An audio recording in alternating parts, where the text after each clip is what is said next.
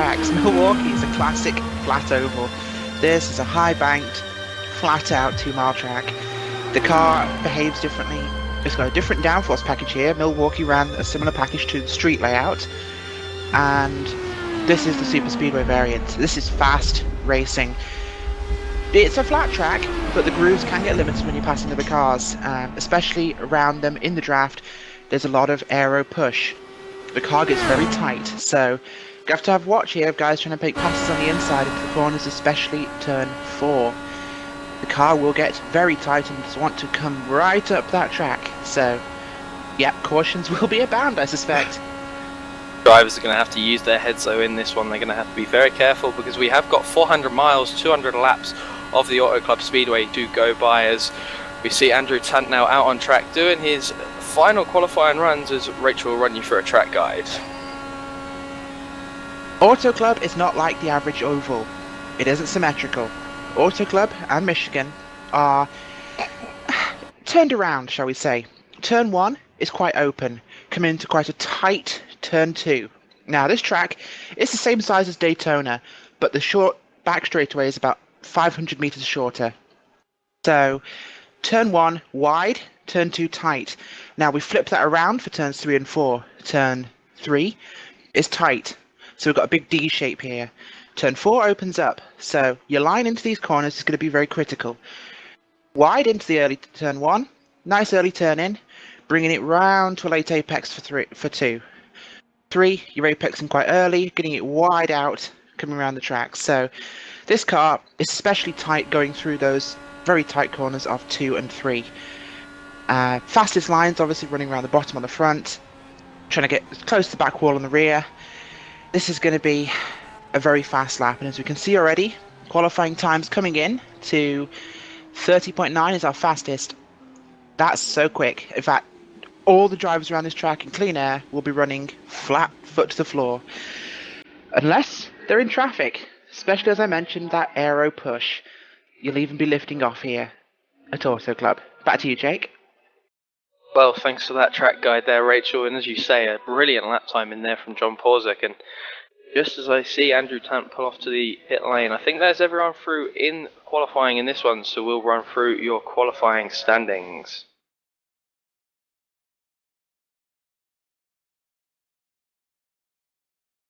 On pole position, on the front row, taking the pole, is John Porzak with a time of 30.970. On the outside of him, we'll see Randy Crossno with a 31 dead. Not much separating them two there. Just 0.03 of a second. Very good times by them drivers. Second row onto the inside will be Vic Cardell. He was just 0.03 of a second behind Randy Crossno. On the outside of him, we'll see Chuck Elzenbath. He will make a real good start. I'm not seeing him much in the ISOWC. Row number 3, Eric Davis. Ray Kingsbury will line up on the outside of him. Row number 4, Nigel Minarf, Niall McBride on the outside. Row number 5, Andrew Tant, one of the UK&I guys, up there with Niall McBride as well, with Dave Jinks on the outside of him. Row number 6, Ellis Steffens will line up with the championship chaser, Timo Asinyemi. Row number 7, Steve J. Richardson, another UK&I guy, along with Dennis Garise, road specialist for that Vortex sim racing car. Row number 9, I think, unless I've lost count, is Austin Espy, along with Robert Grosser. Row number 10, Christian Manson and Benjamin Gregory. Row number 11, Tim Miller and Martin Nigel Kirkin. And towards the back, we see Justin Eriksson, Scott W. Smith, Javier Bora, and Julian Gelensky, all at the back. What a grid we've got there, Laura. 24 cars to contest 400 miles of the Auto Club Speedway. Absolutely, and it's Rachel, not Laura. Sorry for the confusion there. We have there's 2 women in the UK&I club, me and a woman called Laura. Now, we get confused all the time because there's only 2 of us. Obviously, we all sound the same to you lot, so there you go, even though I'm not Geordie. Anyway, yeah, brilliant grid lining up there. Some fast guys at the front, good smattering of UK&I drivers in there, and other nations. So we have some of our big names spread out, Jake, throughout this field. Do you think that's going to play a factor?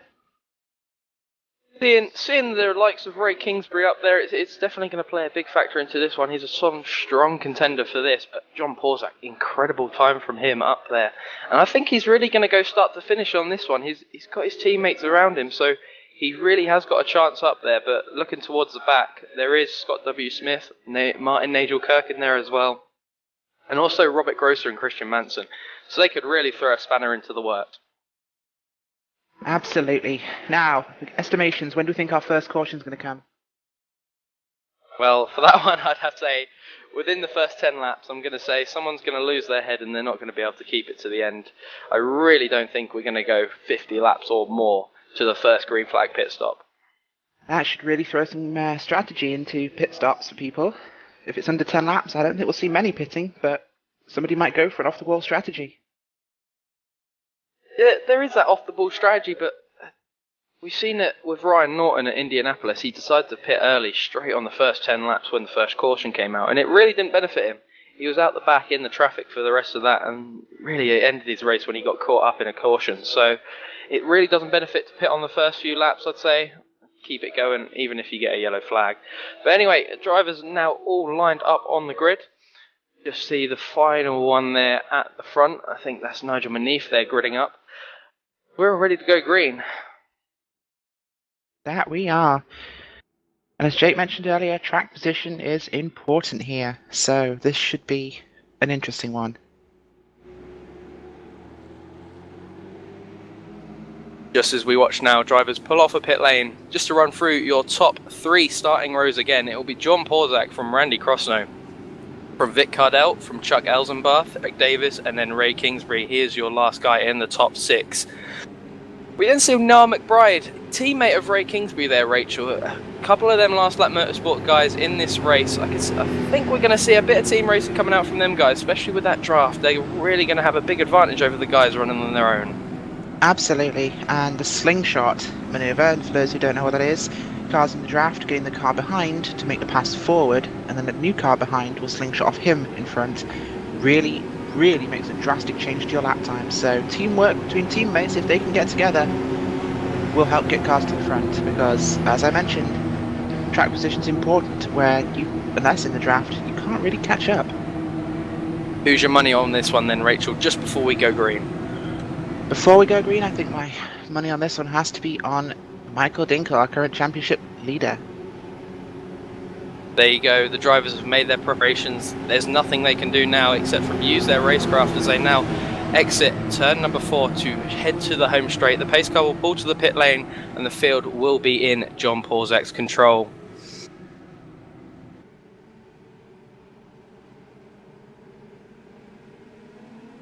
Green flag, we're away in racing here at Auto Club Speedway for 400 miles. John Porzak there making a really good start, getting away from the trailing car of Randy Crosno there.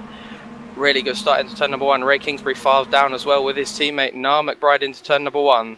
The first 8 cars make it through there all very well. Dave Jinks, Ellis Steffens all coming through, Dennis Caruso as well. Very good start there from some of the drivers at the back. Martin Nigel Kirken already making some positions up there off the start of that one. Christian Manson also getting away. Very good start from everyone there, Rachel. Absolutely, and clean, most importantly. They Clean come through is... to complete. Yep, lap 1 here. Clean is the word you say, as we see Narmak there just pull to the outside of his teammate Ray Kingsbury into turn number 1. That is the aero wash already playing a factor as we head on to lap number 2. We already see a 8-car breakaway up the front as Randy Crosno will now make a move for the lead into turn number 3. He will take the lead from John Porzak, so that's already our first lead change under the belt in this one. As we also see there Vic Cardell losing out, actually no, Vic Cardell gaining a position there, sorry, on Eric Davis. Ray Kingsbury looks to the inside. He cuts the nose of Niall McBride off there on the exit of turn number 4 as we complete lap number 2. Last car in that breakaway is Nigel Marneef in the 069 car, holding on to the back of Ray Kingsbury. Yeah, very good idea from him there just to hang out towards the back in this one. Maybe a fueled strategy coming in from him early on in this as he can hang towards the back and not use much of that fuel towards the start of this, as we actually see, I think that's Chuck Elzenbarth there, go really wide and high and wide on the exit of turn number 4. That's allowed him to fall off the back of Niall McBride, so it's now a 6-car breakaway in the front pack, but Niall seems to be losing that leading pack as Ray Kingsbury there goes around the outside of Eric Davis, and he's trying to get Vic Cardell now as they come down the back straight. He's got the push from his teammate Niall McBride, but he's not going to be able to get that one done into turn number 3. They're just going to pass Eric Davis and come down to the inside. Great racing out on in front though, Rachel. Absolutely. look back from that lead pack of 8 cars, going to include Kingsbury and Marneef in that one, they feel spread out pretty early. We're running pretty much single file from them backwards. Now, whether that's strategy or confidence or just planning to survive when you're that far back in the field, everyone seems to be giving out a lot of space, although we are seeing a lot of that aero push through turn 4. Yeah, that is some... Sorry, Rachel, continue, sorry. Sorry, definitely become a bigger factor as we get the tyres worn out, and those cars don't grip quite as well. Yeah, that will become a big factor into this one. I'm betting on maybe 4 or 5 pit stops in this. Drivers maybe doing 35 laps, 40 laps maximum. We dare see Dennis Garis try to go around the outside of Austin Esprit into turn number 1. He's not going to be able to get that movement, and he's going to move back down to the inside and sit in behind them. They're currently battling out for the 10th position in this one, as drivers all seem to be spread out into 2 packs of cars, and that will be the top 8, and then down to, I'd say 8th, 9th, sorry, down to about 18th. They're all in that one battle as we see. Kind of wall. That's Austin Esprit there. Very He's unfortunate. keeping it against the wall. That's good of him to keep it up the wall. I'd say good of him, but very unfortunate of him. That's going to end his race, and we're just on about him there as well. As we bring a replay up on your screens there. Just seems to get very loose on the exit of turn number 3, and then as he comes into 4, it's just where the car bites back on him. He keeps the power down as well, and that just kicks him out to the wall. Very unfortunate there for Austin Esprit. That will end his race. At the time, he was running on the outside of Dennis Garis. He was running in turn 4, and that's a very high line he was taking into the corner. And I think it was, oh no, we have a bit of contact on the replay. It looks as though he touches the back end of number 16 car of Dennis Garis, and it just puts him up towards the wall. So, racing incident, but unfortunate for poor old Austin Esprit. Very unfortunate, as you say there, Rachel, for him. But as we go back to the live footage, we'll now go back to this top 8 pack, as we still see John Porzak now back out in front of Randy Crossno, Vic Cadell, Eric Davis, and Niall McBride. They are your top 5. Ray Kingsbury, Chuck Elzenberth, and Nigel Marneef are then the next guys in that pack. There's some great racing going on here. Not really taking my eyes off of this, as everyone seems to be filing out into single file, and then they'll pop out to 2 wide onto the back straight away, and then try and make that move into turn number 3, Rachel. Why is that? Getting into turn 3 is one of the best places. Oh, we have another car in the wall, and that's Kingsbury. Kingsbury in the wall. We now bring another replay up of that on your screens as well. Ray Kingsbury, yeah, that very hard hit to him. He's managed to keep that car going though. Whether he's going to have a lot of damage, he's going to have to bring that car down pit road, as he's now got Dennis Garis going around the outside of him on turn number 2. They're 3 wide on the exit of that bend. Kingsbury will stay to the top though. That lands Andrew Tant and not Robert Grosser, sorry. Ray Kingsbury will allow Ellis Steffens through there as well. Will he come down pit road this time by? He must have a lot of damage on that car. He decides to stay out. He could have got away with it, I don't know. Sometimes getting that car into the tyre barrier, when he goes up on 2 wheels, no, he's definitely crabbing. He's definitely crabbing. Wheel and suspension damage for that car of Kingsbury, that's unfortunate. Chuck Eisenbarth though. First caution is out. It's on the back straight away. That is the number 65 of Eric Davis. We'll have to get a replay of that on your screens for you. Just see maybe like a bit of team racing there coming in from Niall McBride. He's pushed right up into Eric Davis. Eric Davis goes real high. He's obviously got the aero wash of Vic Cardell in front of him. He's then gone up, hit the wall into turn number 2, and Niall McBride's had nowhere to go as well, and he's taken Niall McBride with him. Then Eric Davis has just spun down to the infield. Very unfortunate for him. That will not end his race. He will come down pit road to get that fixed when we have the all clear from pit road. But it's all happening here, Rachel, within the first 11 laps. That was exciting. In fact, you made the correct prediction, lap 10. We had all of our shenanigans happening on lap 10. Kingsbury's car looks reasonable condition. He's got side pod damage, looking at the camera footage, but his suspension could be okay. He might have just managed to get away with that one. Whether it'll have any top speed though in a run, we don't know. But well, what more can I say? It was all aero push for both him and the car that hits in the same place on lap before. Unfortunate. But that hit involving Niall McBride trapping him was just an awkward racing incident. This is getting exciting early. Getting very exciting early on as well, as we already see one retiree from this race. Will we see some more as drivers will now come down pit road? Will they have too much damage to continue? Keeping our eyes on Ray Kingsbury as he comes down. He'll make his pit stop. He'll get some virtual tyres, as we like to say on Race Spot, and some virtual Sunoco race fuel. But looking at our race leader, Randy Crossnow will now come into his pit box. John Porzak in that first pit box as well. He's on the jack, he's getting the tyres, the engine notes are rising. Will he be able to make John Porzak out? No, he won't. John Porzak there will now take the lead on that. Great pit stop there from John Porzak. But going back through the field, we've seen a few shake-ups there, Rachel, in the pit lane. Absolutely. One of the best ones was Nigel Marneef, who gets a real jump out of the pit box, bringing him up to 4th on track. Brilliant there from him, and we now go back to look at Ray Kingsbury. He's still in that pit box getting that car repaired, so he obviously has some minor damage he needs repairing on that car. But another one to mention in that pit stop I think he might be out. He's quit. I think they pulled that car to the garage. He's actually pulled it in. No, he is still on the racetrack. Rachel, I'm going to get so much trouble for saying that.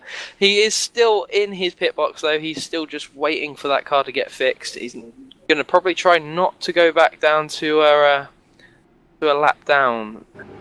We've actually got a mistake as well made in this one, and it's the file restarts. We see Eric Davis there just retire from this one.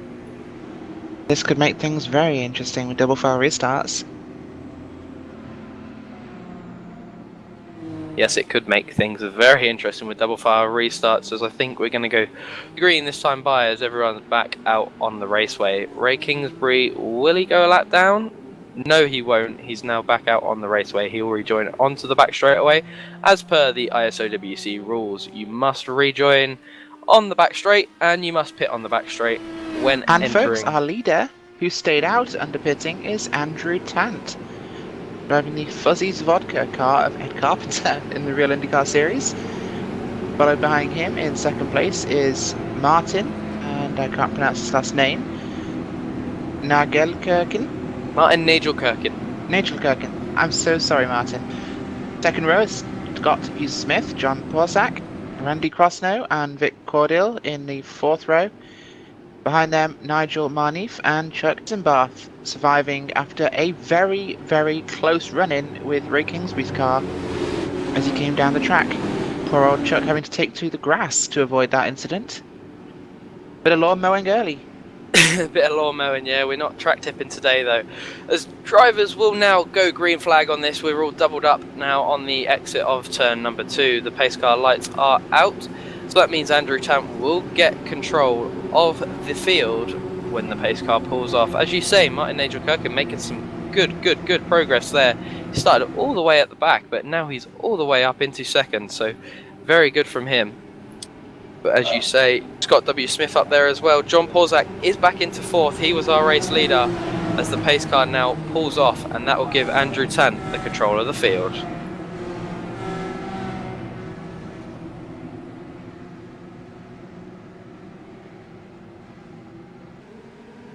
Here we go. Green flag. And Andrew Tant makes an early but not too rapid breakaway at the front. Andrew Tant getting an okay start there, but John Porzak already all over the back of Nagelkirchen. He'll move up to the inside in that one. That just leaves Scott W. Smith and Andrew Tant. Andrew Tant moves to the outside in turn number 2. He comes down, nearly made contact there with Scott W. Smith. John Porzak's going to go 3 wide into turn number 3. Will they be able to make it stick? The answer to that question is yes, they will. Andrew Tant will lose out there. He'll lose 2 positions, one to Scott W. Smith and the other to John Porzak. But he's now coming back up the inside of John Porzak out of turn number 4, sorry, but John Porzak has got the speed to continue there. He's now going to look to the outside of Scott W. Smith into turn number 1. He's going to hold it to the outside. Andrew Tant there as well, looking to the inside in case any mistakes are made by Porzak. Good racing going on out front here though, Rachel. Absolutely. I don't think Tant's going to make too many moves trying to back that front because he sensibly let him have it. Best place to be in this race, this early on, this 2nd or 3rd. So he's still got track position, he's still got time. This could be a good move to stay behind Porzak, save some fuel, and wait for him later. Yeah, Porzak now will take it again on lap number 17. as we see a big field of cars there. That has got to be nearly our top 18 drivers, all running in one line currently, as we see someone out there into the wall. That's Martin Nigel Kirkin, unfortunately Not quite touching the wall. Is it glanced it, but I think he might have escaped. Not too sure on that one, but Niall McBride will now make his way through. And talking of Niall McBride, we are joined by one of his teammates now in here, Matt Kingsbury. What's going on with your teammates currently? We've got Ray Kingsbury out there on track. He had a big impact into the wall, and he managed to control that just. And then also Niall McBride, he got into that Eric Davis machine as well. I'm not really sure. I haven't seen any replays, Jake. I'm not in the server right now. Well, you're not no good now. You're coming in here to tell us about your team. Anyway, looking back out to the front now, John Porzak still leads the way from Andrew Tant, but Tant now making the pass, and he will officially lead lap number 18 actually on that race. Yes he will actually, sorry, the scoring is just updating, as now John Porzak will be back on the attack on the exit of turn number 2. He'll make the move to the inside. This is the general switching, as we're actually 3 wide behind them. There's John Porzak, Vic Cardell and Nigel Manif going into turn number 3. They all managed to get that through there, and Randy Crossnow also there as well. He's managed to get that move done up the inside, and he will now move up into the 4th position. But Scott W. Smith really making some moves as well in this one. That car's been racy all day so far. Will it last longer on a tyre run? We don't know yet. We've only managed 10 laps in a row. 10 laps in the row, yeah, but all drivers dig down, Rachel, as we didn't predict in the start of that. We all thought they would stay out, but they all managed to make some early pit stops as Nigel Manif looked to the inside into turn number 3. Well, actually, Jake, the car of Andrew Tant is definitely one that stayed out, because he did not pit on that first stop. Well, yeah, he didn't pit, but that will benefit him towards the end if we can get a green flag run now, which it looks like we are currently getting, and that's some great footage there we're getting for you on your screens, as Scott W. Smith will go to the high line of Nigel Manif, and Manif will just manage to keep that car pinned to the inside, and that will now allow Dennis Garis also to come up the inside of Scott W. Smith, and he's just going to back out of that one and be very sensible into turn number 3, and he now actually moves down to the inside, so very sensible racing there from Dennis Garis, but back out in front will still be our leader of Andrew Tant. Absolutely. Looking back to the field at Niall McBride, one of our lead pack cars previously, he's dropped to 14th place. He's fighting with Ben Gregory and Tim Miller currently over those midfield spots, having sprayed out quite a lot, far more than the leaders who are all over each other at the moment. Yeah, he seems to be able to fight up front there, but John Porzak will now take the lead again on the back straight away. And that will give him a good advantage over the front of Andrew Tant, but he's going to be in that draft. But Randy Crossnow is actually looking to the inside as well. Will he be close enough to make a move into turn number 1? It doesn't look like he's going to be able to do that. Nigel Manif also hanging on the back of Crossnow, but everyone from Manif backwards seems to be dropping off of this lead pack of the 4 cars of Porzak, Tant and Crossnow and Menard. As Crossnow will make a move to the inside, he gets his nose chopped off there by Andrew Tant as they nearly go 3 wide into turn number 3.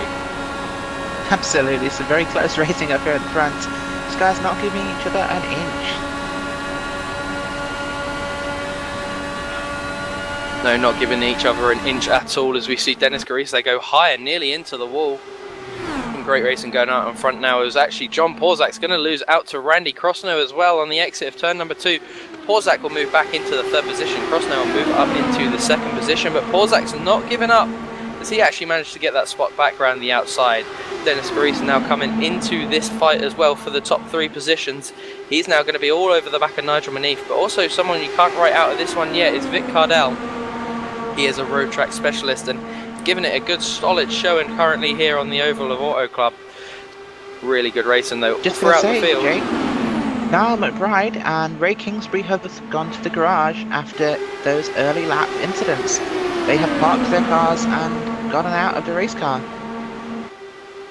That's them 2 LLM cars. Last Lap Motorsport guys are retiring from this one. Whether we have actually any others left in this race, I think we don't. That's all the Last Lap Motorsport team out of this event. But John Porzak will now take the lead again, and he is our official leader on the lap number 25, Rachel. Some brilliant lead changes out front. I can't keep count. Absolutely. Those cars are all over each other as Nigel Manif gets a look up the inside of Andrew Tant at 97 Fuzzy Vodka Machine.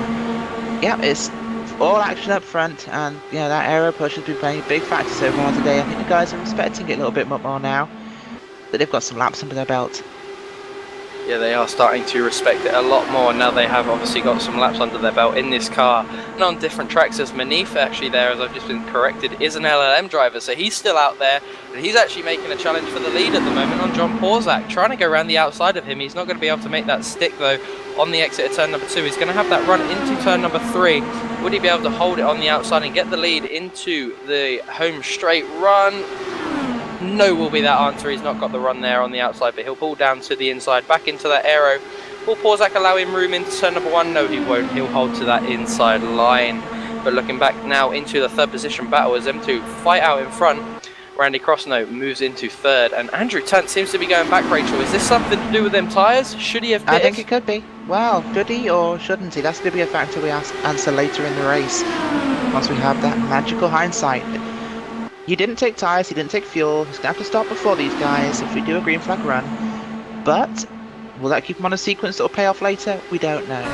I think right now he's had track position, but the only lap that's important to read will be the only lap that's important to lead. I apologise. Will be lap 200. So we'll have to see where everybody is at that point. Yeah, there's still a long way to go through this race, as we're only now about come on to lap number 30, as Randy Crossnow there makes a brilliant move up the inside of Nigel Manif. Just managed to make that done, and Manif really had to back off of that one there, Rachel, because if not, he'd have had those chopped clean off of the front end of that car, as Randy Crossnow now not leaving any room for mistakes, as he'll make the move into turn number 1 up the inside of John Porzak, so he will now take the race lead. That will be another new leader in this race, so we now have 4 leaders in this, as Nigel Manif also goes there. John Porzak really high on the exit of turn number 2. He looked like he was going to go towards the wall. Will Andrew Tant be able to come to the inside into turn number 3 as well? Yes, he will, but will he be able to hold it onto the exit of turn number 4? No, he won't. John Porzak there just having the run on the exit of turn number 4. But Dennis Garis also there at the back. As we just see Randy Crossnow there block the front nose of Nigel Manif. He was saying about his tyres going off, but that fuzzy vodka tyre is still up front and he's still putting the challenge in. I don't think it's too much of a difference so far. No, not much of a difference at all from them guys up front. But I'm pretty sure Andrew Tant's tyres are going to be going off very, very soon. He's not really being able to hold with these guys unless he's in the aero, so if they manage to get away from him, as they seem to be doing from the rest of the guys trailing in that 6th and 7th position onwards, then he's really going to have a big struggle to get back up there. Well, the fuel here lasts around 40 laps, so we should start seeing him pitting in about 8, and the rest of the leaders in 10.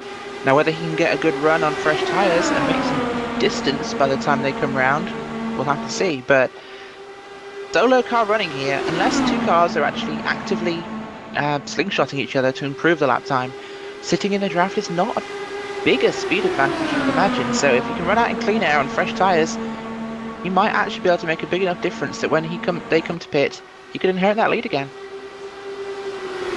Yeah, he could inherit that lead again, and maybe that's something he could do, as we actually get some driver chat in there. Vic Cadell does not seem to be happy with someone on the raceway.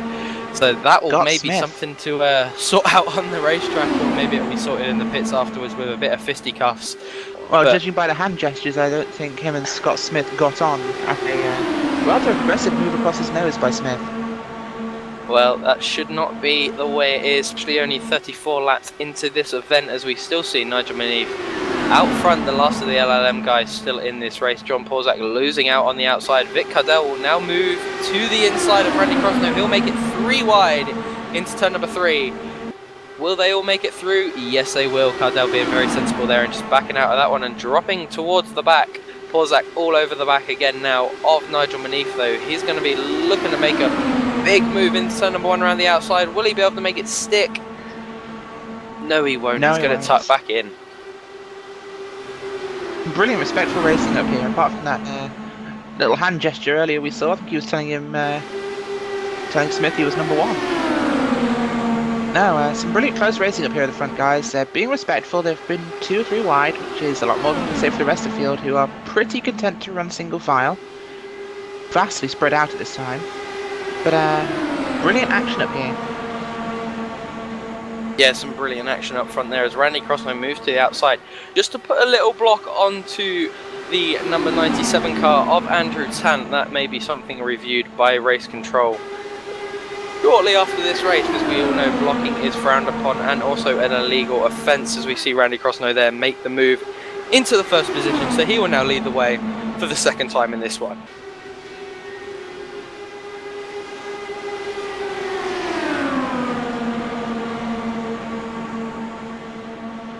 I mean, I kind of agree with it. It could be considered blocking, but at the same time, there was a gap, and that car of, I believe it's, what was that?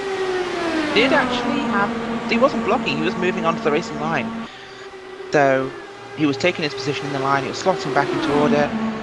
I don't quite think it was blocking. It may not block in, no, but it looked a bit hard and it looked a bit harsh to be doing that early on in this race, especially when we still have over 150 laps to run in this event. Nigel Manif, he was definitely getting a bit racy, but yeah, too early for it, I think. Very early on indeed. As we look through the field now, we'll just run through your top 10 on the raceway. Currently, John Porzak is out in front. Randy Crossnow sits in the second position. Nigel Manif will run out into the third position, also chasing that top 3 in the championship. Andrew Tant sits 4th. Vic Cadell sits in the 5th spot. Dennis Grease rounds out your top 6. Scott W. Smith, Chuck Eisenbarth, Robert Grosser, and then Martin Nigel Kirkham rounds out your top 10. And then our championship second place driver, Timo Isiniemi, currently sits in the 11th position, so he's still going to have a lot of work to do if he wants to close in on that 229 point gap of Michael Dinkle at the top. Absolutely. He's not going to do it this race unless he gets a brilliant bit of strategy, because he's so far back from our leaders, it's going to be almost impossible for him to catch them. Yeah, it's going to be a lot of work for him to catch them now. He's 6-7 seconds off the back of the race leader, but he's only 2/10 of a second, shall I say, on that lap as they pass the line off the back of the 10th place car of Martin Nigel Kirkham, sorry. So this is going to be very interesting to see, will he be able to make a move for the 10th position? Oh, I'm sorry, no, I think I'm a little bit behind the times there. Manif, what? Manif, he's back into 3rd. He was in the race lead. I'm losing my plot as well. Half a lap ago. These guys are changing position like musical chairs. Or musical IndyCars in this case. Never heard of that saying before, musical IndyCars. That's a new one for me.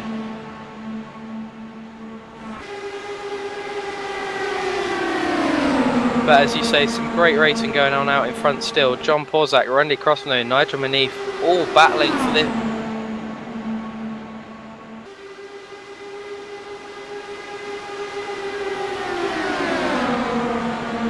Just to catch up on those cars we have lost to the garage, or drawn from the race so far. We have Austin Espite, Davis, Steve Richardson, Ray Kingsbury, Niall McBride, and Justin Erickson. One car a lap down, Julian Janowski. So we currently still have 18 lead lap cars.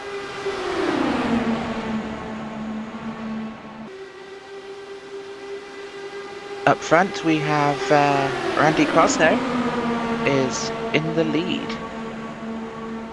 John Porzak at the line, I'm so sorry. John Porzak followed by Randy Crossnow and Nigel Manif, still swapping places all the time. Cars filtering around behind them. That Oculus car of Dennis Garise has managed to slot up between Andrew Tant and Scott Smith. As Manif takes a look to the inside of John Porzak across the line. Porzak going back for a run at the lead. Looking inside Crossnow, and he will make it stick. Manif losing a place to Vic Cordil. Very close to that line. Crossnow looking back in turn 3 and 4 on John Porzak, and he comes straight through again. These guys are being incredibly respectful up at the front, as they just give each other just enough racing room to keep those cars on the track. They know it's early, and they are respecting that. 7-car lead pack making a big breakaway. From 8th place, Chuck Eisenbarth, who is running the leader of our second pack. Although to call it a pack would be a very loose definition, with Robert Grosser 2 seconds behind him, and Martin Nagelkirchen another 4 back from him, as we start to see the first round of our pit stops. We have Martin Nagelkirchen is coming into the pits now. First of our green flag cars to blink. That excruciating run along pit road at pit speed. He's drumming his fingers on the wheel, wanting to get going again as he pulls into his pit box. That crew's going to service him, give him 4 new tyres and Sunoco racing fuel. Agonising wait of 12 seconds as he watches those cars stream past him. And he's away. Great exit from the box as he heads to rejoin the track. So the first cars have started to blink. We're on lap 47. We're in the pit window as Scott Smith from the lead pack decides to break away in. And Andrew Tant braking early. Clearly these cars did not pit on our first run. To the leaders we shall be seeing in maybe 5 to 10 laps. Judging by how well they've saved fuel, of course. Manif makes a dive to the inside of Krosno in turn 1, followed by Porzak. And they'll both make it through. Oh, very close impact, and Krosno is in the wall.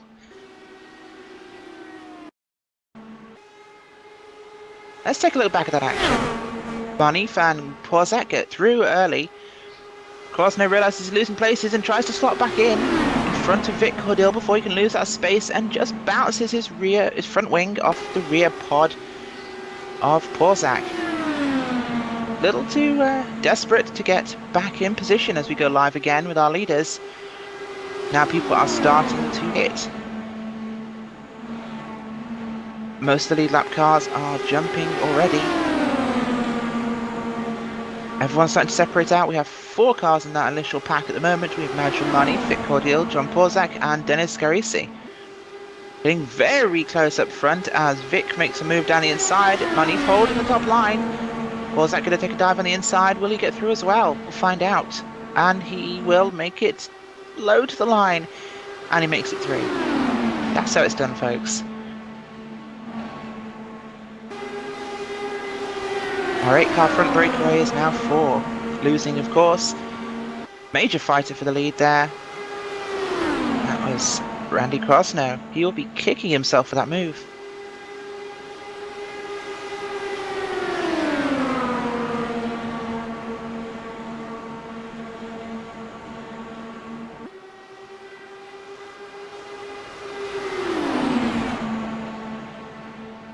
Leaders are still a single line. Porzak's going to make another look down the inside. These guys will not quit. All desperate for that lead position. Those laps led. Every lap counts to these guys and they're doing it so well. When will they pit though? Who wants to be in that lead position when they head down pit road? Will they pit together? I think though, if they want to stay together and stay in that fight for the lead, they're going to have to come together. So who will blink first? Looking back to Andrew Tant, who, one of our first pitters, is back in 16th place, 1 lap down, fighting with Scott Smith, who came in with him. When the leaders pit, we will soon see whether that strategy gets them back up front and what the difference will be. Will they come out in front? Will they come out behind? We will see. Big strategy comes into play now to see just which of our 3 lead cars will make that move as they bypass that pit entry on the back straight one more time to go around again.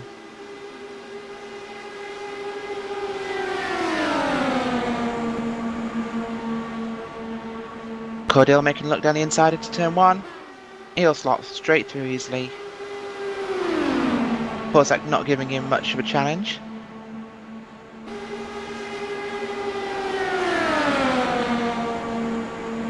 Krosno, from that earlier poor decision, is still right on track. He's losing positions left, right and centre as he drops back to 10th place.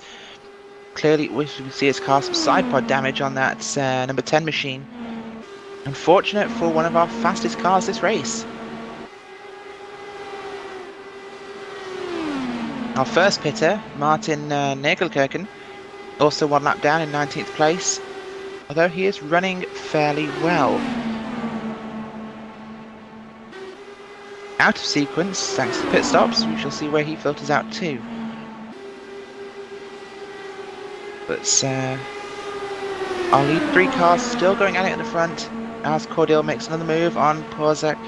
It's like clockwork. These guys pass each other 1 lap, pass back the next, pass each other the next lap, and back the next. It's quite action-packed and somewhat repetitive. Porzak's diving for the pits, he says, so this next time round... Oh no, he's coming in quite late there for the pit lane. He's going to dive on his own, and Cordial and Marnif going to run on without him. We shall see how this affects him. I'll stick with John Porzak, and we'll see exactly where he comes out in relation to the other lead pack cars that have already pitted. Porzak making that long drive down the pit road. Of course, being our pole qualifier, has got last pit box, so that excruciatingly long drive for him is even longer.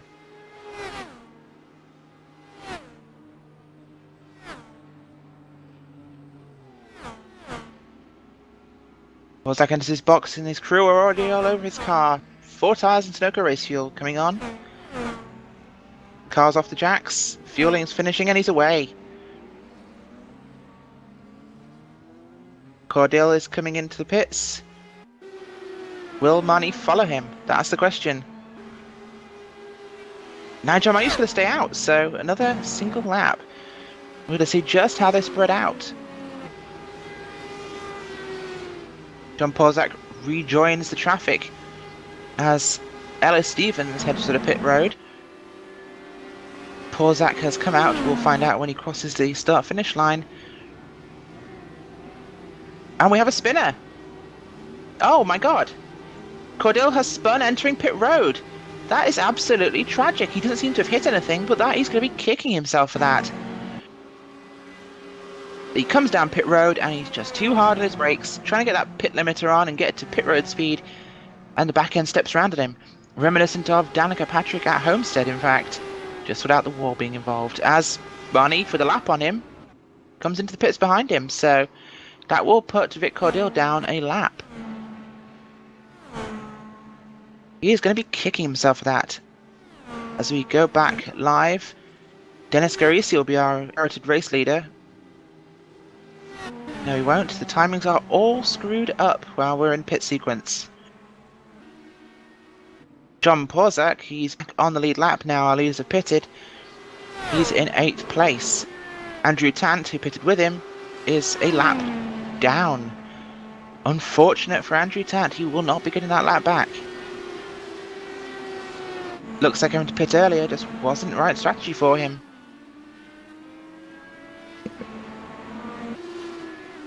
And we have an illegal pit entry for Xavier Bora with a black flag by race control for pitting off turn 4. Somebody who did not take notes in the drivers' meeting apparently. No, just checking back the results now. Andrew Tant is back on that lead lap. He is in 6th place, so not lost a lot. Still up with Eisenbarth and Garisi. John Porzak, pitting from the lead, is in 3rd. Christian Manson is in 2nd. No, Porzak's in 2nd. Manson just pitted. This is getting busy, folks. Nigel Marnif has maintained his race lead with that brilliant pit stop. And poor Vic Cordial, 1 lap down because the leader who pitted a lap after him passed him as he was turning his car back around at pit entrance after that unfortunate spin. Poor Vic will be kicking himself. I hope he doesn't kill himself. That would be somewhat extravagant reaction to spinning, but judging by some reactions of drivers in this series war, we'll see. Now Germani with a 0.6 second lead over Porzak, who is catching him up quickly. We'll be back to musical IndyCars very shortly. Dennis Garisi is 6 seconds behind them in a big battle. We have Garisi, we have the number 87 of Chuck Eisenbarth, and Andrew Tant coming up to lap the car of Randy Caruso, suffering that damage from that early impact in the wall.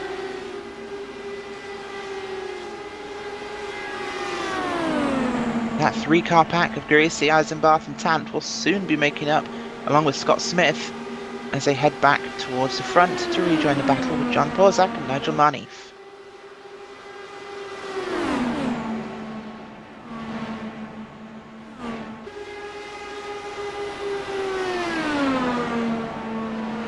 Marnief makes that pass on Porzak to re-inherit that lead, although I don't expect him to keep it for too long.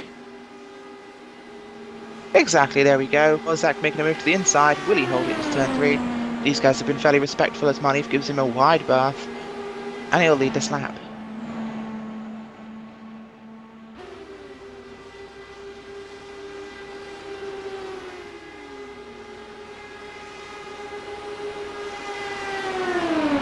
Porzak is registered as leading this lap. Marnief is back in front of him within a straightaway. So this one, folks, it's not going to get boring up front as our two lead drivers with a 6-second lead over third place are so far ahead of the pack that this one is unbelievable.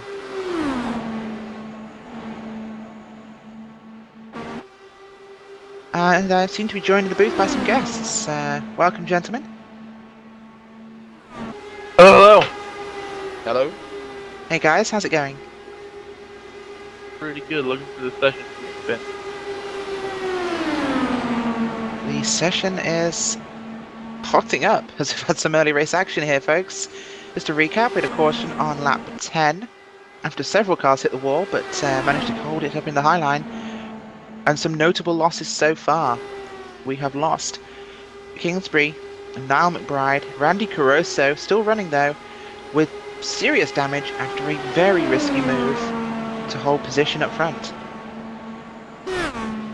And just to run the viewers through our top 10, we have John Porzak first, Nigel Marnief, Dennis Garisi, Chuck Eisenbarth, Andrew Tant in 5th, Scott Smith in 6th place, Robert Grosser, Timo Isanami, and Stevens, with the top 10 rounded out by Martin Nagelkerken. So this race is hotting up as Nagelkerken makes a move back from his very early pit stop. Quite a way behind the leaders and in some vacant traffic at the moment. Those two team cars of Ellis Stevens and Andrew Tant separated by about 9 seconds on the circuit. They'll be hoping to get back towards each other. Just had a swap for the lead between Nigel Marnief and John Porzak. They switched We lead have in again. turn 1, and it's just He'll be coming back at forth. him shortly. Yeah, those guys have been at it ever since the green flag dropped this race here at Auto Club Speedway in Fontana, California. Those two have been all over each other. Not such a great qualifying run from Marnief, who qualified in 7th place, but he seems to have that longevity on the track, and him and John Porzak have been all over each other. You know, it's almost not even worth calling the change position lead changes between those two guys, because you know, as soon as one leads, the other will be past him in a corner. Some brilliant, respectful they just racing up front. seem to swap positions pretty much every set of turns, and looks like they're probably going to do it again here on the backstretch. Well, this kind of goes back to something I mentioned earlier in the show, which is the slingshot move. The guy behind gets that draft off the car in front, and he'll pull to the inside or the outside, and he'll make that pass using that draft. And it means they're much faster than every other car. They're swapping lead a lot, yeah, because they're just pulling away from the pack behind them. It's giving them a massive speed advantage. As we see, the gap to 3rd place, Dennis Garisi, is now 7.9 seconds. Although, he crossed the line yet? No, he has. Andrew Tant is now in 3rd place at 8.1 seconds, so Porzak and Marnief are using a lot of strategy there. Not on the same team, of course, folks, but they're working together to ensure the battle comes down to them and them alone. Although that, I think the problem this second pack keeps running into is that they just stay in line. The problem is they can't use the advantage of the draft doing that. The first car isn't going to be as fast as those guys ahead, and the second car is also going to suffer from aero push through the corners, so there's no way for them to draft back up. They're really just hampering their own speed by running in line, actually. Absolutely. As we mentioned, you know, is that the draft is only useful if you actually employ that overspeed you get. It's like Marnief for doing it exactly the right way. Tant, Garisi and Eisenbarth, that second pack, they're just running, as you say, in single line, and it is hurting them. We see Garisi and Eisenbach trying to take a very high line into the corners, trying to get that run out, but it just isn't helping them. As we look to see what the change in lap time will be, 8.4 seconds, so they lost another 0.3 to the leaders. This one stays green flag, folks. I think we might have a pit stop in lieu for the leaders by the time we get there. Definitely at least one more pit stop, probably about 2 or 3. Well, I meant a free pit stop for the leaders if they get far enough away.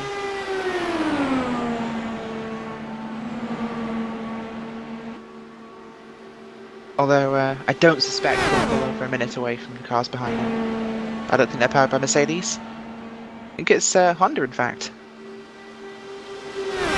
Honda or Chevrolet, in fact. Honda or Chevrolet. Last year Lotus. Those lovable scamps. As once again... Lotus just made stickers. Oh, of course. As once again Manif makes a move down the inside of Zach. Balzac going up high to get that nice run down. Then catch up to Manif and do it all over again. People say stickers make car faster as a sarcastic measure. Well, with Lotus's that was actually true because the engine did nothing. I thought Lotus stickers on your car made it slower. And that's if you, it's only if you drive a Civic though. And these cars are all powered by Honda, so they do indeed make them faster. Don't think we've seen an IndyCar with VTEC yet though, unless no one's fitted that to Balzac and Manif's cars. Looking back here, we have 12 cars on our lead lap. Last car being that of Jimin Gregory in the 6-1-3. He's fighting with place Tim Miller, 26 seconds back from our leaders. Checking back on Vic Dill, our pit road waltzer. Taking a spin on his entry, he's now back in 13th, one lap down. As Nigel Manif, our leader at the time, went another lap round and pitted after him and passed him on entry to the pits. So, unfortunate turn of events there. Just shows how quick the lap times are here at Auto Club Speedway and the difference it can make when you make a mistake. So what have you guys seen through the field so far? Any action to report? Other than this lead battle, it's a really pretty calm race. I think a lot of people haven't realized the time advantage there is to swapping positions around, but I wouldn't even call it a battle up front. I'd call it more of a dance. Those guys that might be a little bit more appropriate. Yeah, I mean, they're working together. It's a dance until the last lap when it will become a battle, and then you'll see the teeth and claws come out.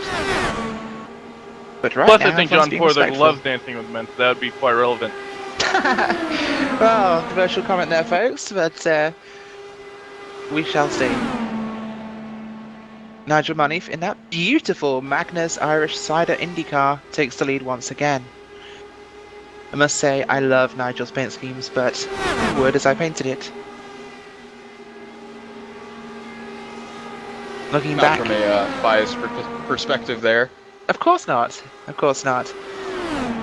Looking back at our next pack, the 97, 16 and 87, they are still in the same order.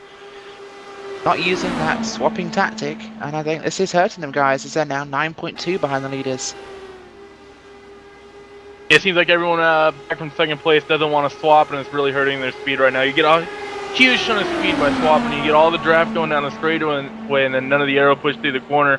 Yeah, the car ahead will lose the spot, and that's pretty much what's happening right here. Is we're seeing the car that's leading the pack just basically be hard at it and not want to give up the spot. But if he did that, you know, like Andrew Tan would do that, he would definitely be helping his pace if he would let Dennis and Chuck by.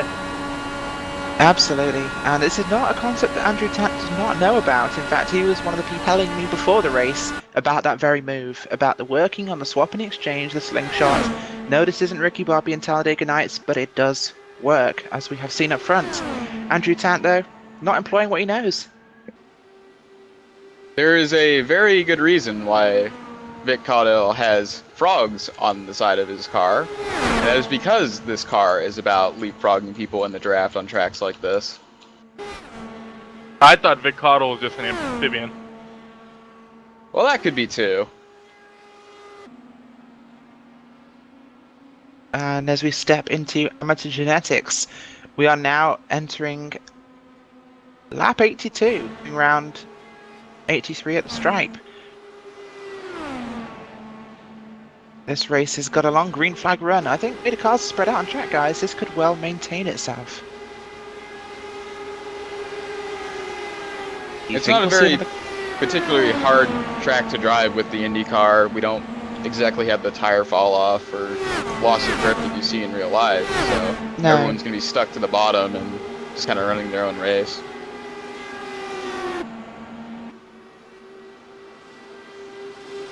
That is absolutely true, although getting that line right can definitely be important to not push your car up into the wall. Running in a pack, that can definitely start to hurt him as our leaders start to approach the lap traffic of the lead lap, in fact. This isn't even previously lead lap cars, this is our leaders. So we're having a look now as Benjamin Gregory and Tim Miller are being gained on by Kozak and Marnif. Will they get past cleanly? We don't know. Let's hope not, so things become interesting. Oh, I'm sure they hope it's clean, but it could certainly provide a pick to our leaders as they come up on Xavi Iborra, who has been trapped back here after taking laps down after having to serve a penalty for entering the pit road incorrectly. Iborra getting low and well out of the way, letting our lead lap cars pass him quickly. Manif and Porzak getting in line and just riding now as they start to navigate the traffic. Those guys are definitely dancing.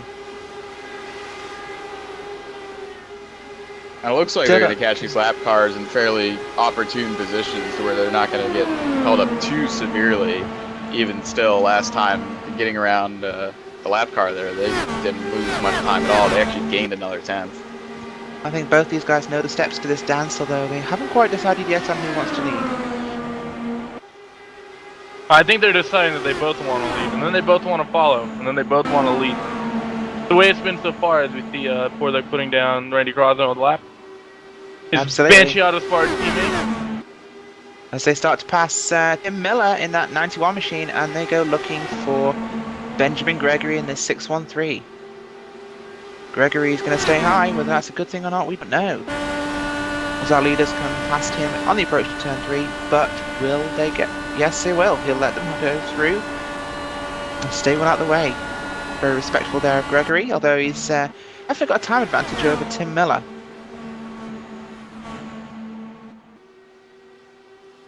This Yeah, Tim should definitely give lost him... out in the draft there a little bit, or in the traffic a little bit there with the leaders coming by, but I think he be met them in interesting an to see what opportune happens. moment.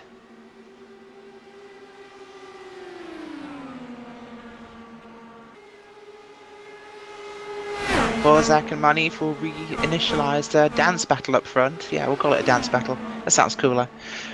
As they swap position once again and get going with that switcheroo. The old slingshot.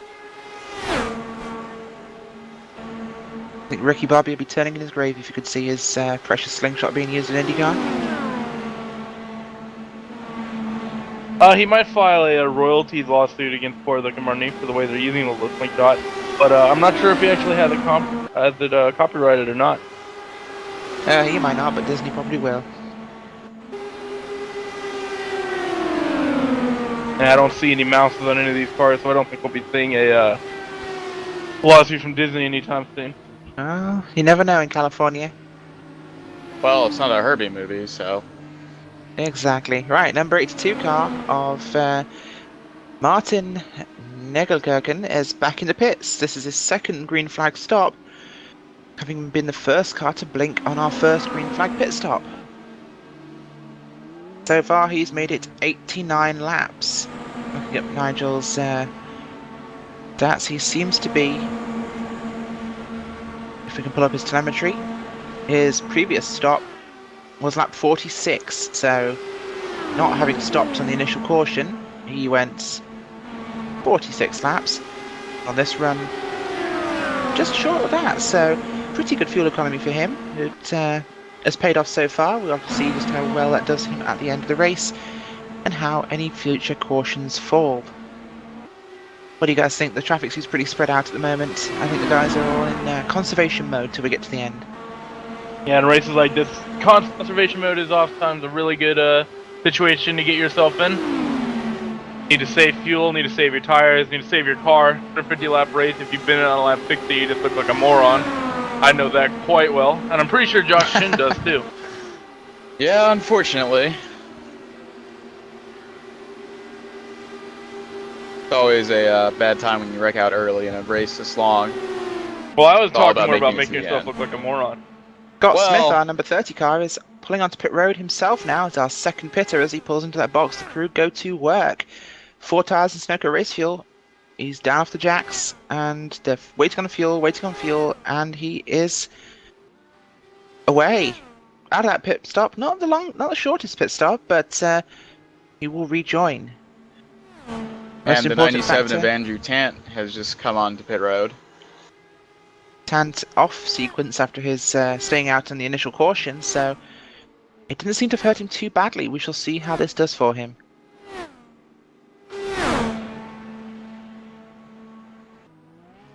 Four-tire Sunoco race fuel for the Fuzzies vodka car. Surprised that's not being powered by vodka. He's away.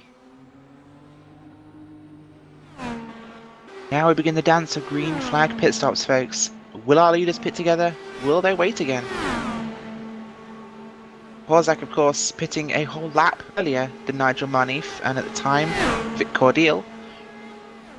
But as it's the two of them alone, you think they'll come together, guys? They might Certainly spread anything out can by a happen in lap these or oval two races. just to make sure they don't get into each other or have any issues entering or exiting.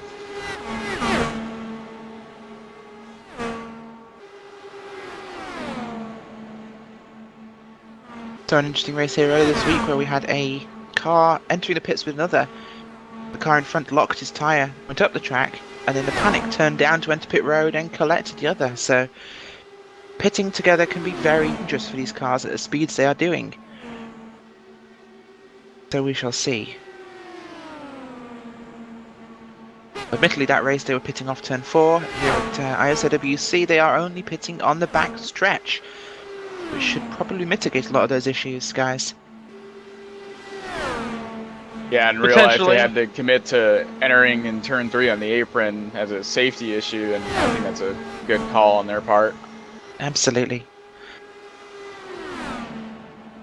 Makes things way less exciting though. That it does. So Timo Isanemi is last car on our lead lap, and he is hopefully in a position still to gain some points on championship leader Michael Dinkel, who I don't think is in this race, so he's going to lose some precious points. Yeah, Dinkel clinched a few weeks ago, so, and he's always been more of a road guy. I think he won pretty much every race Josh wasn't in. So yeah, Dinkel I don't think ever ran any of the ovals, but he did clinch a few weeks ago, so congratulations to Michael Dinkel on winning the ISOWC championship. But it'll be interesting to see who can bring home the trophy for the oval championship here. Absolutely. So Isanemi's looking pretty at the moment in that position. Although John Porzak is making a good challenge today.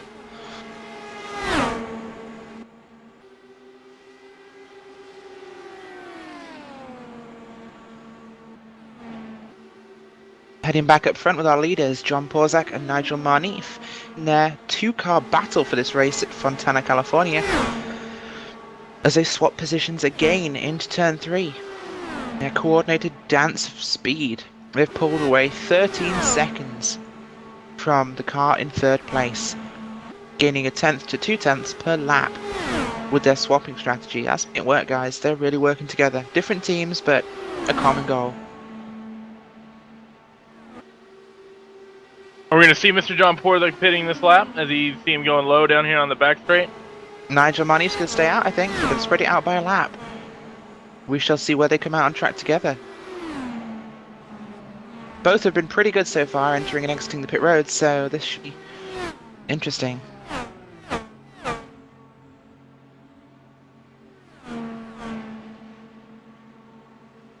We see John pulling on a pit road as he makes this long trip down this pit straight. Should be the very #1 box as he was your pole setter today. Running a time, the only one getting under the 31s and the only one in the 32nd bracket. I don't know about you, Josh, but this 55-mile-per-hour run down pit road in these cars feels like it takes ages compared to the way you're busting around here in green flag laps. Going 250 miles an hour out there in green flag, and then you get pulled into that pit lane, you're going 200 miles per hour slower. I think it takes longer to get down the pit lane than it does to do a lap. Yeah, it is slow going down pit road. And Borzak you always exits the have to pit make box. sure that you don't get off the limiter too soon and speed coming off. John Borzak's coming out of the pits now, and Nigel Manif's also pitted this last lap. No. Yes, Manif's already pitted, I think. I'm confused. He is in 7th place. I'm looking at qualifying results. That'll be why. Nigel Manif is still leading out front in 1st place as pit cycle begins. John Borzak, our previous leader, was now back in 10th place. Although our lap cars of Gregory and Cordell have yet to pit. We should be seeing the remaining 6 lead lap cars of Momo Sanemi, Ellis Stevens, Robert Grosser, Chuck Ellenbarth, Dennis Garisi, and Nigel Manif coming in over the next few laps. Now, Nigel Nigel Manif is pitting is diving going for to be pits. interesting. We know John is a very, very experienced oval guy, knows how to pit under these green flag conditions. Nigel, I believe, is more of an oval guy. He does, more of a road guy. He runs some of the ovals, but it's going to be interesting to see if John is able to use that experience and is able to get on pit road better than Nigel was. As we see right now, John's coming off of 2, and Manif's Nigel's guys are just at in his work. box. I believe tires, John had a fuel. quicker in-lap at a 44.8. Looks like Nigel's in-lap was a 45.1, so about a 3/10 difference. We'll see where they come out, though. See, Nigel is away, and John is crossing the start-finish line. With him having to hug that apron, John's going to be able to reel Nigel in quite a bit, though. As we see, Nigel's on the back straight. John is just coming off turn 2. I think Nigel's going to hold this one, guys.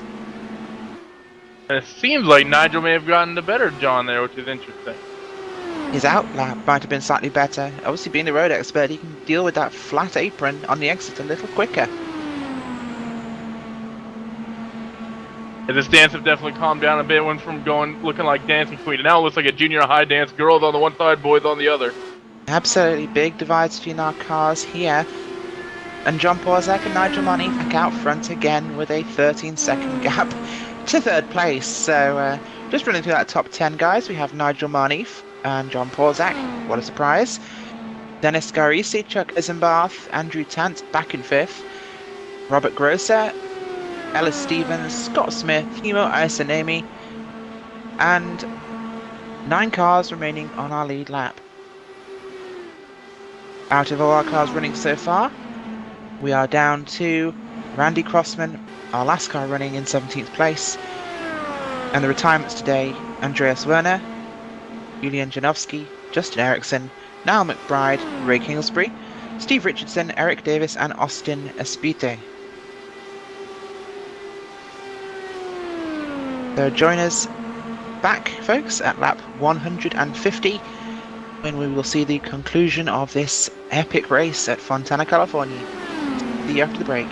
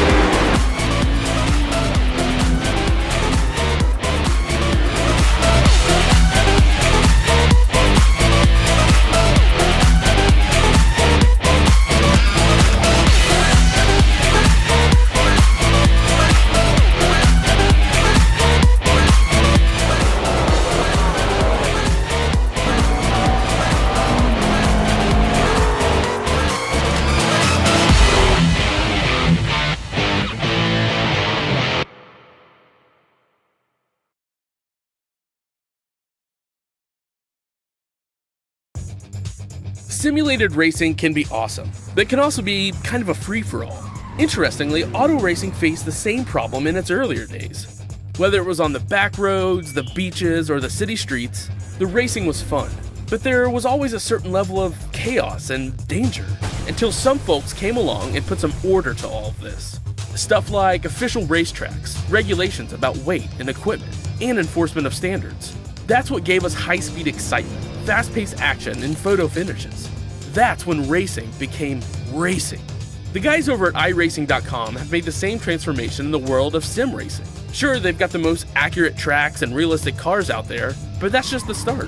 See, iRacing analyzes the performance and results of each driver in every race, so you can be sure you're always placed in races where the competition will be tight, and that those reckless drivers who ruin it for us all are kept in the pits.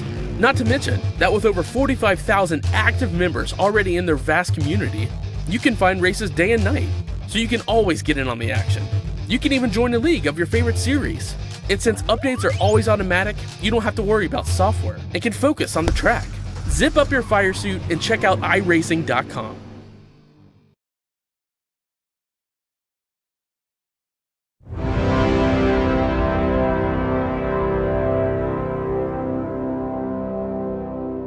Race fans, it's time for those most famous words in motorsports. Drivers, start your engines!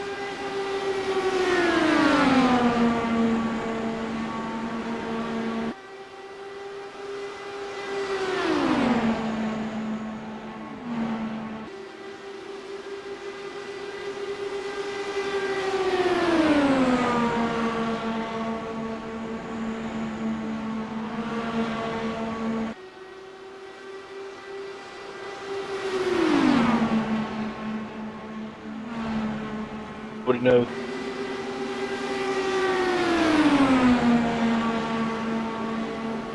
Welcome back, folks. We rejoin the race at Auto Club Speedway in Fontana, California for the ISOWC round 14. I think we've switched a race, so round 14 here. And we return on lap 152. Current leaders are John Porzak and Nigel Marnie, switching positions constantly since the drop of the green flag today. I'm joined in the booth by Niall McBride of Last Lap Motorsports and my other two commentators from earlier. Niall, so can you tell us a bit about your little incident with Eric Davis early on in the race? Yeah, we were battling for top 5. It was kind of like, well, it was sort of just kind of having a bit of a battle. Me, Eric Davis, and Ray Kingsbury, and we were kind of like just swapping positions basically, and going a bit aggressive. Like I was going to be aggressive, he was defending his line, that kind of thing. And then on lap 20, it was lap 20 something, I can't remember. Eric got some air push, went wide. I got a little bit of air push as well, and but unfortunately he hit the wall. And when you hit the wall, sometimes you kind of bounce onto incoming traffic, and I was unfortunately the victim of that, and got a lot of side pod damage after making contact with him. It was like I'm sure it wasn't an intention from him to take me out. Like obviously, if he hits the wall, like the car is going to react, it's going to ricochet onto incoming cars if they're in the same line. Like I seen him hit the wall, I couldn't really avoid it, so it was unfortunate. I was able to continue for about another 10 laps, but the rear end is so bad because of the aero damage I got, it didn't get repaired somehow. And I tried to keep it going, but on lap 25, 28 or something, I just lost the rear and went into the infield wall, and that was me done for the day. Absolutely unfortunate for you, although you'll probably be happy that a Last Lap Motorsports car is currently in second place, or first, depending on the lap we are. So what do you think about the racing so far? You've been watching in the booth with us today, Niall. What's been going on? It's been pretty clean. Like there's only been, as far as I'm aware, there's only been one caution, so that's pretty good. Like everyone's seems to be taking it pretty easy. Like obviously, there's 50 laps to go. I say things will start to heat up a little bit. But Porzak and Marnie appear to be pulling away ever since then. They've been passing each other, getting that slingshotting each other to get ground and everyone else. So to focus on themselves rather than have like a pack of cars like trying to get involved. But they're doing a pretty good job up there. That's have to say. It's good to see Nigel up there as well for Last Time Motorsports. Well, here's a fun little fact for you all. Qualifying results, the fastest person and the only person into the 30-second mark was John Porzak with a 30.97. Nigel Marnie on lap 132 in race trim ran a 30.789. And John Porzak, our leader, he also ran in the race trim a 30.894. So both our lead cars with their little slingshot routine they've been doing have been actually in the same lap, 132. Both been going much faster than even qualifying trim. So these cars are getting really fast, and evidenced by the fact that third place is 22 seconds back with that same pack of Andrew Tant, Dennis Garisi and Chuck Eisenbarth. To run folks through our stats so far, we still have 17 cars running in this race, though the majority are a lap or more down.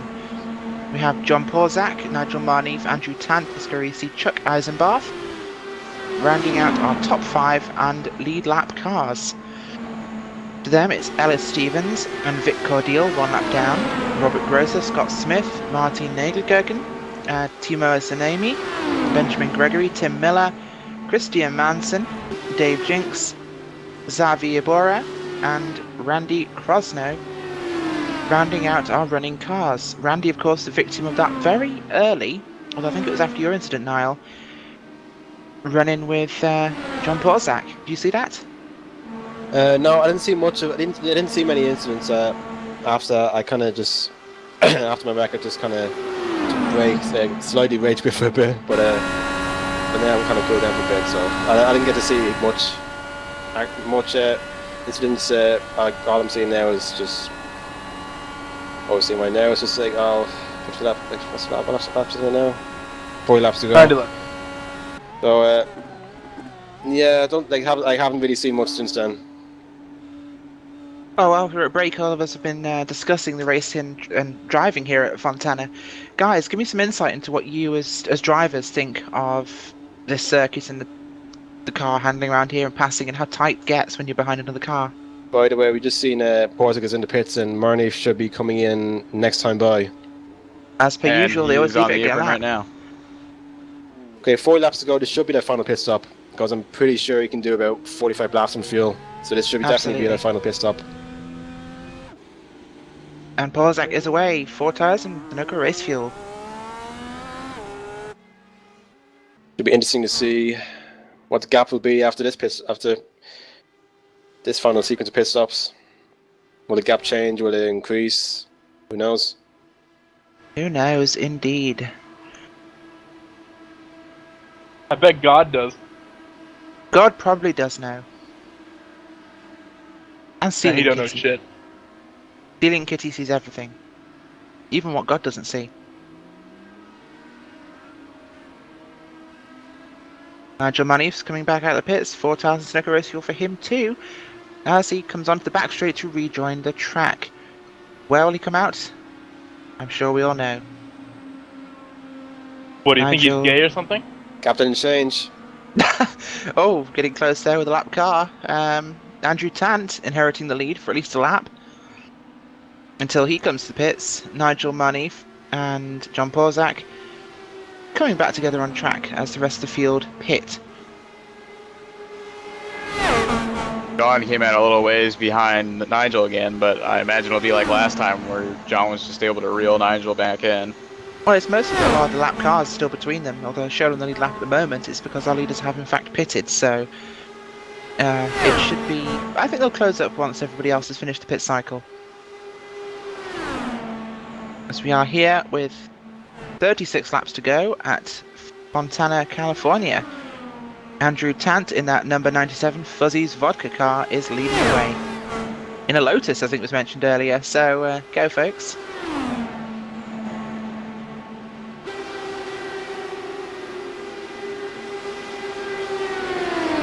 So Josh, who are you going to pick over to win in this, Nigel or John? I'm gonna have to go with John on this one. Okay, you're biased, you doesn't count. Rachel, who do you think's going to win?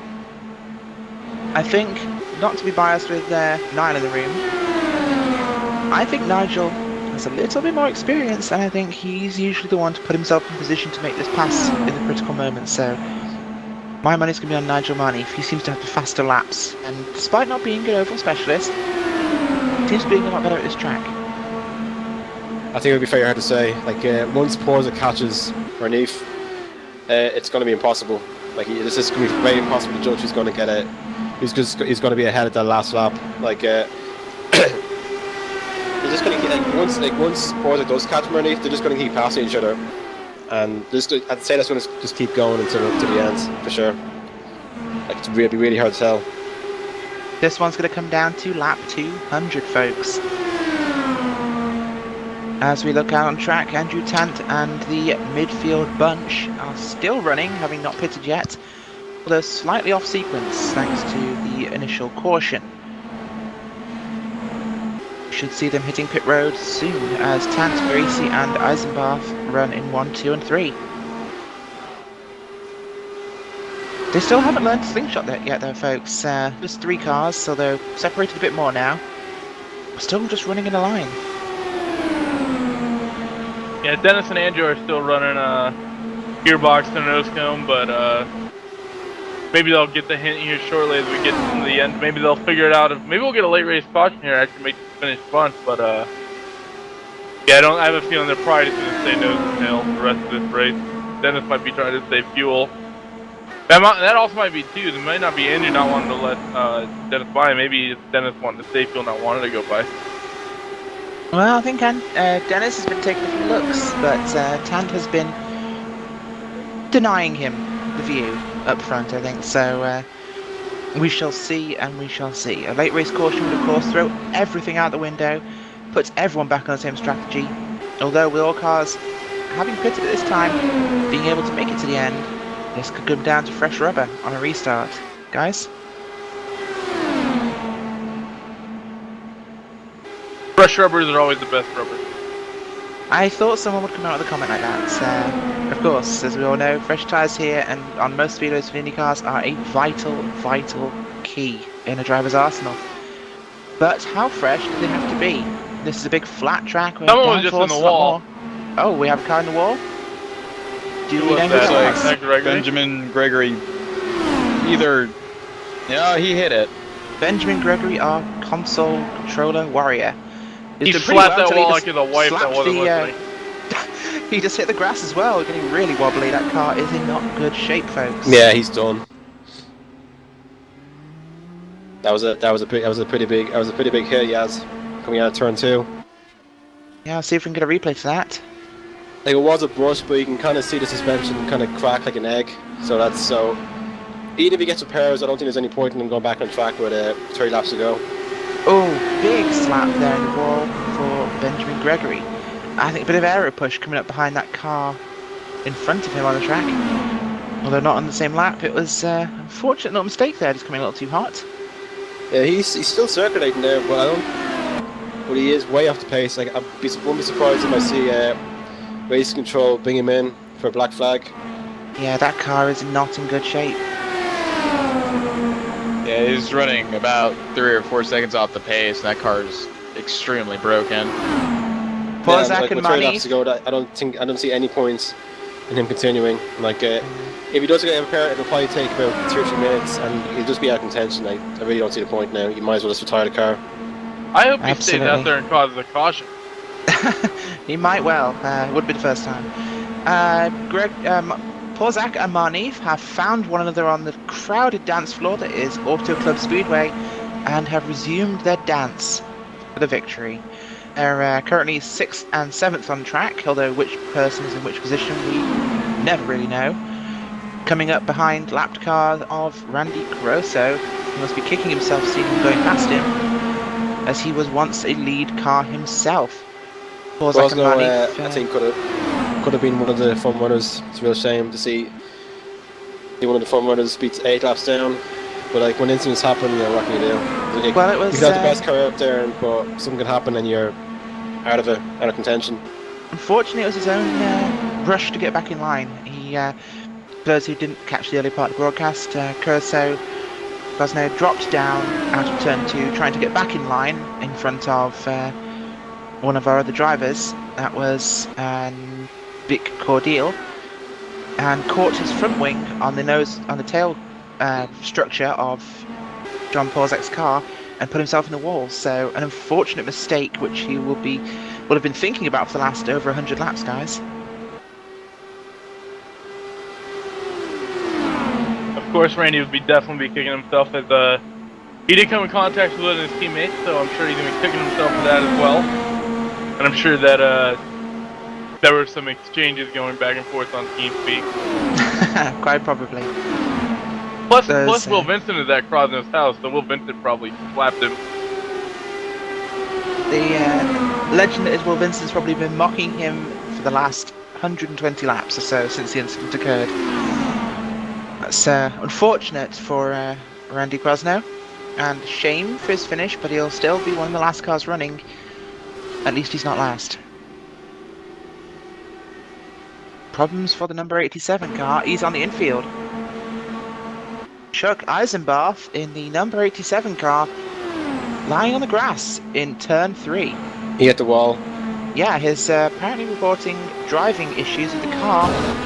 The car's wheel wasn't responding to him. Maybe a linkage break. Yeah, he just went straight he just drove straight into the wall in the backstretch. Very strange incident. That's definitely him out of the race, because that's a lot of side pod damage for sure. As you know, guys, you never turn right on an oval, but unfortunately that broken problem with the car has put him out of this race after a very strong run. You never turned right on an oval yet, Monty. It's really strange. It almost looks like he had a system problem where it just turned right and he never had a chance to bring it back until he was already in the wall.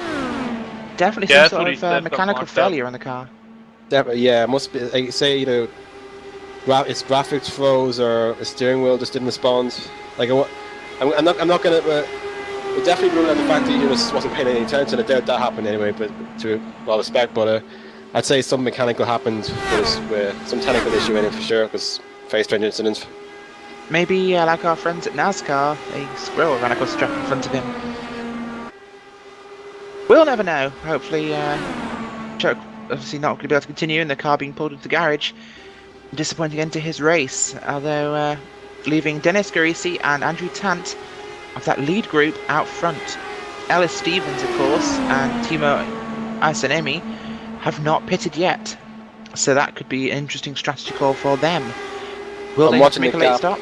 The gap with Porzuk Marneef to the leaders, they're starting to catch up on them. Porzuk was 16 seconds down about 5 laps ago, and now he's down to 15 seconds. So I'm sure it's down to their manoeuvres, passing each other constantly. Because now, after the last pit stop, Porzuk has finally caught up on Marneef, and that's kind of helping them sort of catch up with the leaders, which they will probably eventually pay eventually. But I think if drivers such as Dennis Grease and Tant, they did pass each other like the way Marneef and Porzuk did, they probably would be on a similar. They probably would be batting with the leaders, which is a real shame. Like if they followed the same strategy as Marneef and Porzuk with slingshotting each other, we probably would get quite a bigger race for the lead. Absolutely. Though I think we have some late strategy calls being made by several of these cars lower down the order. Tant Perhaps is to the hoping pits. for a late. Oh, Andrew Tant, as we say, is in the pits. Maybe that late strategy call will not, in fact, be a play. Andrew Tant, the long drive down pit road, coming to his box. Cruise out with 4 tyres. Sunoco Race Fuel going to get that car ready for that final dash to the end with 18 laps to go here at Fontana, California. And he's away. 97 Fuzzy's vodka machine is recharged for his final bid for this race. We will see where he comes out, although unfortunately it could end up being a lap down with the leader so close behind him on the same lap. Question here is going to be when Dennis has to pit. I'm not sure when he actually last pit. I don't think he can make it on gas. It'd be interesting if he could. Absolutely. John Porzuk and Marneef are 2 leaders once the cycle completes. Are currently going into turn 3. Andrew Tant, already 1 lap down, will be crossing the start-finish line this time round. Gap has gone down to 14.5 seconds, so they're fast. They're definitely catching up. But it's still pretty relevant because I'm sure at any moment now, Grease and Ellis Stevens will pit in the next few laps for sure. Well, this isn't going to be much of a contest. Ellis Stevens and Dennis Garisi, they're so far apart on track that they won't be getting any benefit from the draft. Never mind using it to its full, like John Porzuk and Nigel Marneef. So the Marneef and Porzuk show should catch up very rapidly and resume the lead here at California.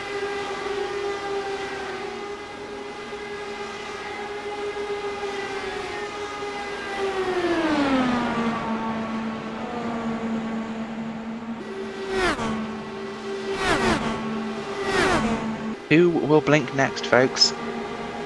You know what makes this race interesting? Caution. A caution would make this very interesting, but well, the battle for the lead will be pretty exciting, but I think it'll be even more epic if the caution came out right now. That'll just bring everyone back, everyone in the top 6 back into the race. No, you're still signed up in the session. Get in your car and go do a donut until yellow. I don't think that would be smiled upon by race control here at Auto Club, folks, but an interesting suggestion nonetheless. I do think as the laps wind down, guys, we'll see some more close battling amongst the cars and possibly getting a little too friendly out on track. We have not yet ruled out a caution. But the way things are going, traffic's fairly spread out. Lead in cars as it stands are Dennis Garisi, Ellis Stevens, John Porzuk, Nigel Marneef. 5th place is Robert Grosser. 6th place is Timo Isanemi. And that is our lead lap cars. Currently, the rest of the field is Andrew Tant in 7th, Vic Cordial, Tim Miller, Scott Smith, Martin Nigelkerken, Christian Manson, Dave Jinks, Benjamin Gregory after his hard hit with the wall, Yavi Iborra, and Randy Caruso. Benjamin Gregory still running though. He's 4 laps down, not parked that machine, although he's getting very wobbly. We might see a caution from him before the race is over, guys. I'm surprised he's still allowed to run, to be fair. That car is all over the place. I can't believe he's driving that thing. Well, he's a Heroic. fighter, he's not willing to give up too easily. Even though Heroic it's only effort, 14th but place. he's only fighting over 2 possible places in this race. He's still 14th. He could only finish 16th as worst. But still fighting for it nonetheless. Although Xavier Mora could well catch him the way things are standing with his speed. I don't think it's going to be long before he puts that thing in the wall, unfortunately. He could be our late race caution and change everything as Andrew Tant gets past him, putting him another lap down.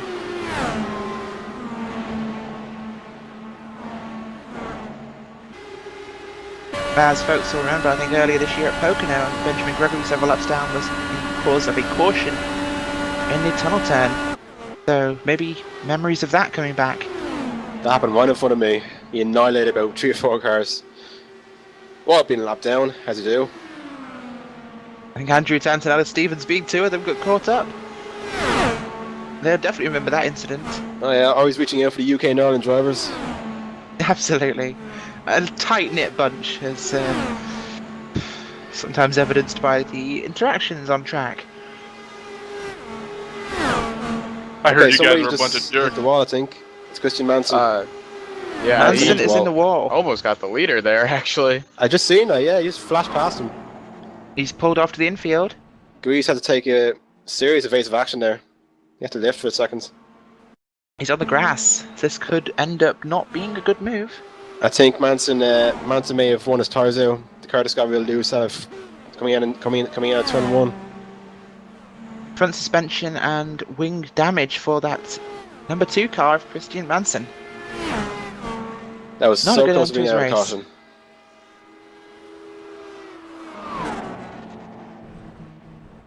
Ella Stevens coming onto pit road now. Alan Stevens giving up 2nd place for the pits as he finally blinks on lap 192 with 8 to go. Perhaps fuel saving wasn't quite as efficient as he thought it might be, guys. Might have been for a leader though. There's not very many laps left. Dennis still hasn't pulled in yet. Oh, never mind. He is right now. I spoke you see. Dennis Garisi himself is making that Here comes dive Garisse. pit road with 8 to go. Again, a fuel strategy that perhaps did not play out as well as it could. Typical French, surrendering to the empty fuel tank. I don't think it was a fuel tank they surrendered to, but close enough. He looked very relaxed out there in the lead. Dennis Grease sipping his espresso in the car. It's macchiato, if we're going to go reference Talladega Nights. Dungeon Road style. Absolutely. Dennis Greasy coming down pit road in the long 55-mile-an-hour drive as Christian Manson also limps his car in his pit box.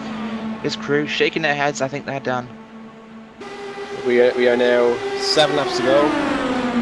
As the battle commences, this is where things get serious. We battle for the leads. Is it, guys? This is it. They've danced all race long. John Porzak and Nigel Marney, a class of their own this race. But what will be? We do not know. Both cars running equally fast, equally rapid times, besting even time-setting qualifying. This is going to come down to the line. Andrew Tant, although he's lap down, is back out and up with the leaders. So I don't think he's given up quite yet. I think he's trying to get his lap back. I think he is, and he's pretty quick, so he might well do it.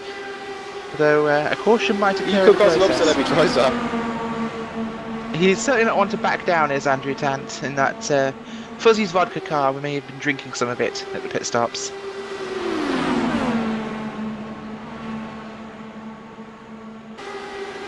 Porzak making another move to the inside of Nigel Marney as they come on to lap 197 at the stripe. This is where it gets real, folks.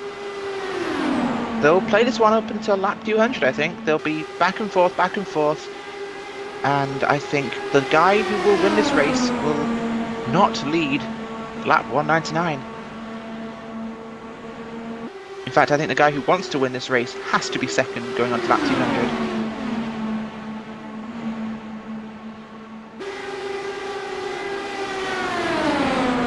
Porzak on the defensive there, keeping on the inside line. Got a little bit of an interesting dynamic now with this lap car thrown in, who's actually keeping up fairly well, giving Nigel a little bit of a push. As Randy Caruso getting well out of the way of our battling leaders and the Vodka Rocket.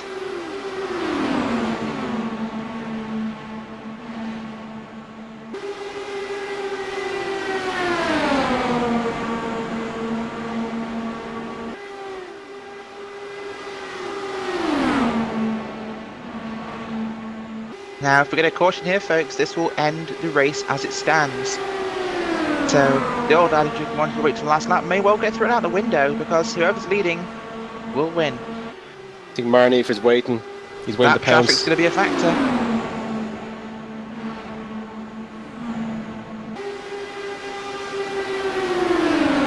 But they're going to get around Dennis, and that's going to put everyone but themselves a lap down.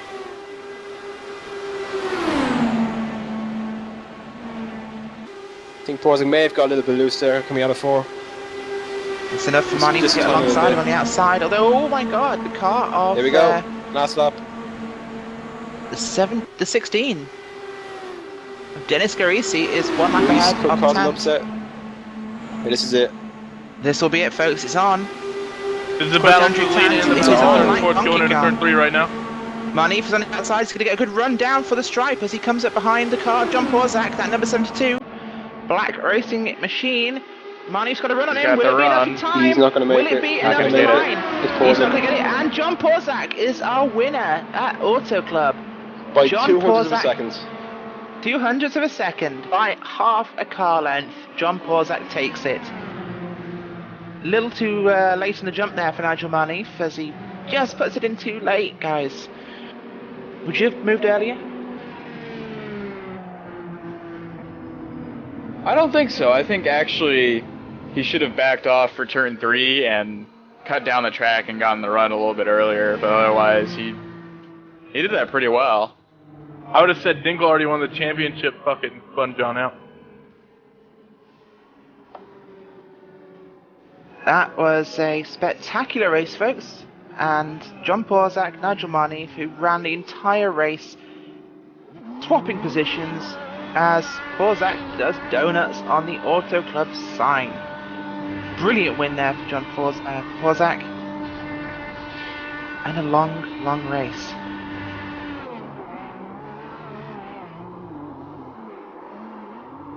Wonder if there's any drivers that finished the race that are desperate for a bathroom break. That was a pretty long race. I think most of the 2 drivers hours will 15 minutes, so I suppose it wasn't too long, I guess. Actually, no, that's never mind. It was 1 minute 50. You just looked at the remaining 1 hour time. 50 minutes. Well, folks, just to give you a rundown on our finishes today at Auto Club. John Porzak, the winner today, and joining him on the podium, Nigel Manif and Andrew Tant, 1 lap down. Only 2 cars on the lead lap. 4th place, Dennis Garisi, Vic Cordial, Ellis Stevens, Robert Grosser, Scott Smith, Martin Nagerkirchen, and Timo Isonomi, rounding out our top 10. Final finishes, Tim Miller, Dave Jinks, Benjamin Gregory in a very damaged machine, Xavier Iborra, and Randy Krosno, our final finisher, 11 laps down. Brilliant effort from him just to keep that car going. 15 finishes out of 27 starts here at Auto Club. So, thanks for tuning in, folks. That was an awesome race, I'm sure you'll agree. I'd like to thank my friends here in the booth that joined me for the race.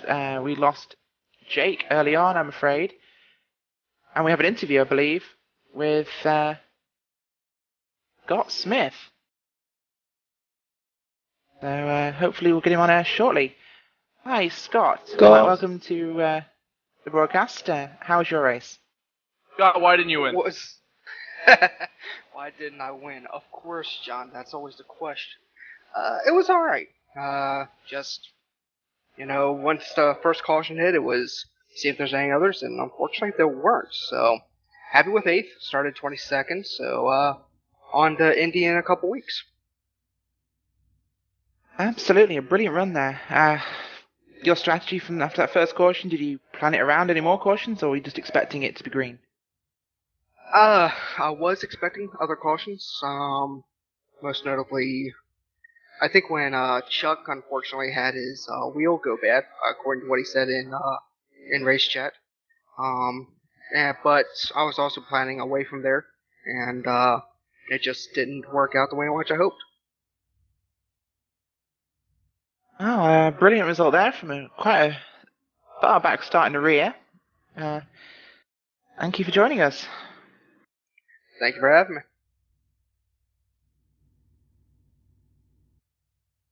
Okay, folks, so that's everything from us tonight at RaceSpotTV and the ISOWC IndyCar at Auto Club California. Thank you in the booth to Randolph Chenoweth, to Niall McBride, and to what's your name? Joshua Chin. Joshua Chin. Sorry, Joshua. I've been Thanks, Rachel Matt Whitewood, and thanks to Hugo Luis for our cameras and broadcast today. And join us next time at Indianapolis for the ISOWC Indy 500.